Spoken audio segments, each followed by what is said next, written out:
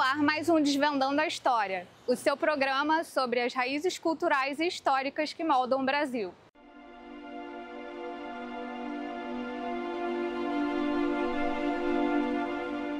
No episódio de hoje, vamos falar sobre mulheres que marcaram o compasso do nosso país, com voz, resistência e talento, as mulheres do samba. Muita gente diz que as coisas no Brasil terminam ou em samba ou em pizza. E se eu te disser que se terminar em samba e pizza pode ser uma coisa muito bacana, muito legal? Vem comigo que a gente vai desvendar essa história agora.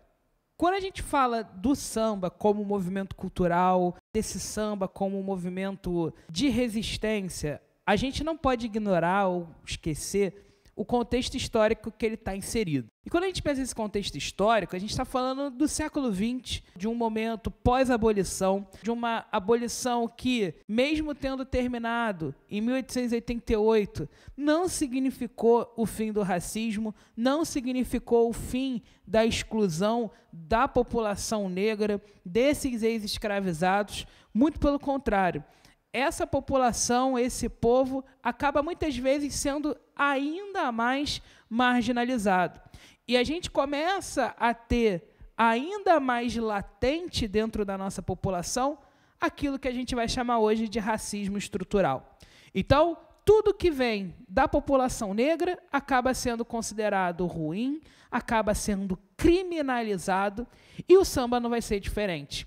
Então, o samba, ele acaba se apresentando como um movimento de resistência, como um movimento de apropriação dessa cultura e de expressar e de mostrar, através das letras, através da expressão de fé, tudo aquilo que essa população tem como história, tem como marcas, tem como produção. E aí, quando a gente pensa nesse contexto, é inegável, é indiscutível a gente não lembrar da figura feminina, da figura das mulheres que vão ser resistência e que vão se fazer presentes dentro desse mundo do samba. O mundo do samba também vai carregar consigo muitas marcas racistas, muitas marcas machistas.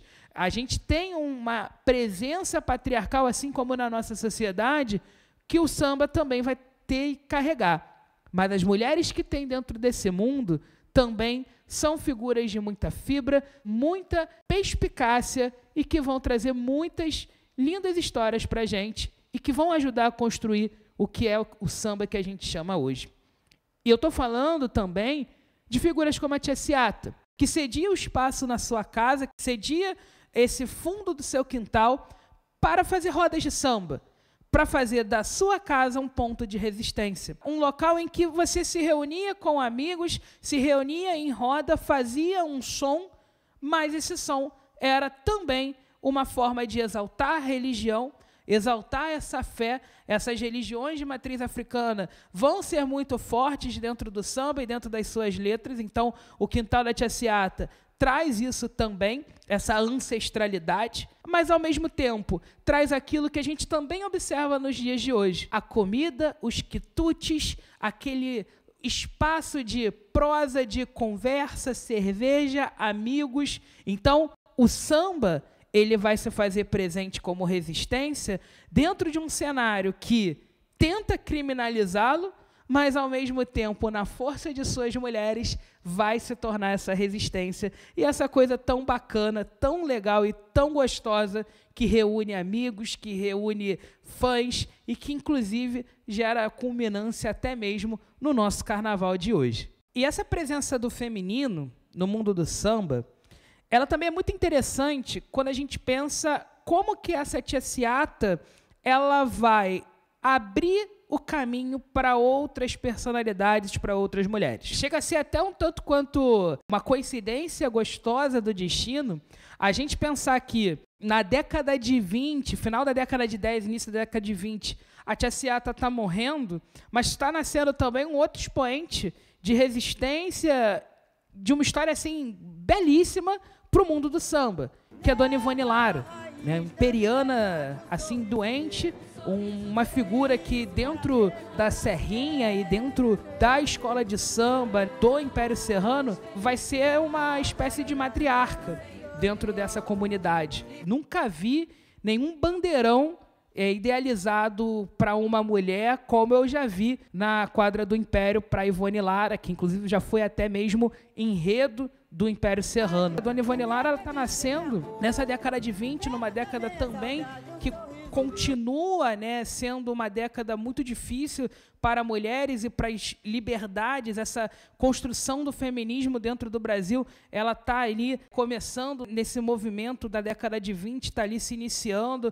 As mulheres vão, assim, os primeiros registros de voto de feminino, por exemplo, estão acontecendo ali no final da década de 20, com a figura da Celina Guimarães. A primeira mulher eleita está acontecendo também nesse final de década de 20. A Alzira Soriano, por exemplo, não chega a governar por muito tempo por conta do golpe de 30 que vai estar acontecendo naquele contexto ali de início da Era Vargas. Então, a mulher ainda se via muito atrelada ao masculino. E aí, quando você vê Ivone Lara sendo essa figura que vai quebrar dentro do mundo, até mesmo do samba, que também carrega esses reflexos da sociedade, então o mundo do samba tem ainda muito, muito forte dentro dele essa questão do machismo. Ver mulheres que compõem, que foi o caso da Ivone Lara, é uma coisa assim que quebra e rompe paradigmas, que quebra e rompe ali barreiras para a figura feminina dentro desse mundo do samba. Então, Dona Ivone Lara foi a primeira compositora dentro de assinar um samba enredo no mundo do samba. Então, é um expoente muito forte. Abriu-se caminho lá atrás com a Tia Seata, nos seus quintais e nas suas rodas de samba. Na mesma década que morre Tia Seata, nasce Dona Ivone Lara, que dá esse prosseguimento dentro do mundo do samba.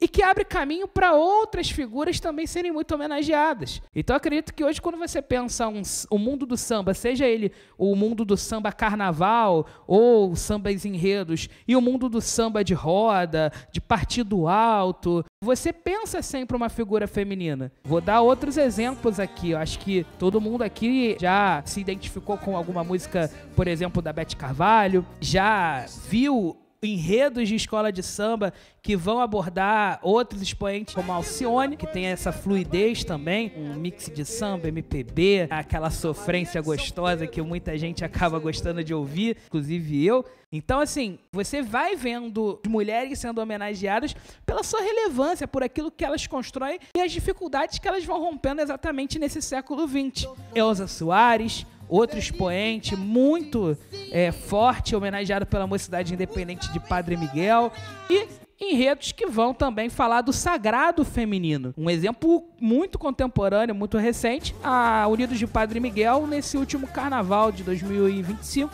o Arranco do Engenho de Dentro, homenageando as mães, o papel dessa mãe como também figura sagrada. Então, assim, não tem como, pessoal, a gente desvencilhar esse mundo do samba dessas referências femininas. Não tem como. Falar qualquer coisa do mundo do samba sem essa referência à mulher é você simplesmente ignorar o samba, tanto como um aspecto pedagógico, como também um aspecto cultural. E também destacar, hoje você vê essa presença feminina também muito na construção rítmica desse mundo do samba. Pensando, por exemplo, o mundo da escola de samba, você vai ver essa presença feminina dentro desse aspecto nas baterias cada vez mais gritantes. E não em só partes que a gente chama de partes leves, aquela parte que tem o tamborim, o chocalho, que são instrumentos tidos como instrumentos leves, mas também dentro de partes que são tidas como o coração da escola, que é a chamada cozinha de uma bateria de escola de samba, por exemplo, que vai ter onde tem a caixa, marcação. Então, mulheres que tocam surdo, mulheres que tocam repique, tocam caixa, e agora até mesmo mulheres que são mestras de escola de samba, que estão liderando mesmo a bateria de uma escola de samba. Mais uma vez, cito o Arranco do Engenho de Dentro nessa exemplificação, que vai estar trazendo a primeira mestra de bateria, que é a Laísa, filha do Laíla. Foi uma figura muito conhecida no mundo do samba, pela Beija-Flor principalmente, mas também pela União da Ilha, enfim, outras escolas de samba que o Laíla passou. Mas não tem como, pessoal, falou de mundo do samba, a gente vai trazer inúmeras referências marcando a nossa vida e que são figuras de resistência, figuras que trazem na sua história, nas suas composições, esse legado tão bonito que o samba tem pra gente. Então, olha como é que é interessante. A gente começa lá atrás com a Tia Seata, quando ela organiza as rodas de samba para mostrar um pouco dessa história, trazer um pouco dessa resistência, um pouco dessa ancestralidade. A gente avança no tempo com Dona Ivone Lara e o seu, digamos, talento assim absurdo na composição de sambas enredo, sendo pioneira dentro do mundo do samba enredo, a assinar sambas enredos e ganhar esses sambas enredos.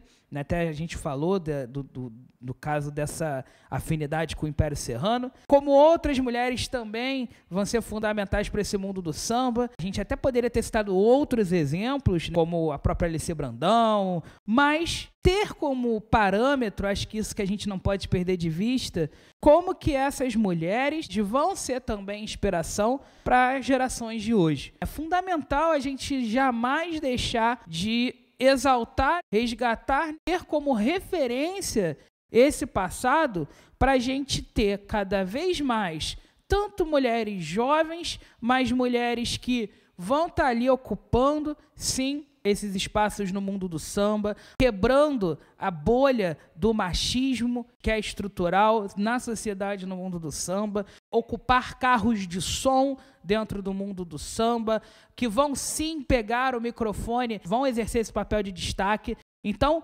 cabe sim a essa figura mais jovem rememorar como essas mulheres foram e são muito importantes para ocuparem, reivindicarem e estarem ali à frente desse papel. E cabe a nós, homens, dentro dessa construção, quebrarmos e nos reconstruirmos. A gente ter a sensibilidade e ter a naturalidade de entender que as coisas não são só espaços para homens ocuparem. Muito pelo contrário, é natural e que a gente tem que ter cada vez mais a presença desse feminino em qualquer espaço que elas quiserem ocupar. Então, cabe a nós não reproduzir esse tipo de machismo tão ultrapassado, tão abjeto que hoje ainda, infelizmente, a gente tem. Então, é essa ponte. O passado deixa a história, deixa a construção para nós do presente, quebrarmos qualquer tipo de resquício dessa parte ruim e ficarmos com esse legado construído por essas mulheres.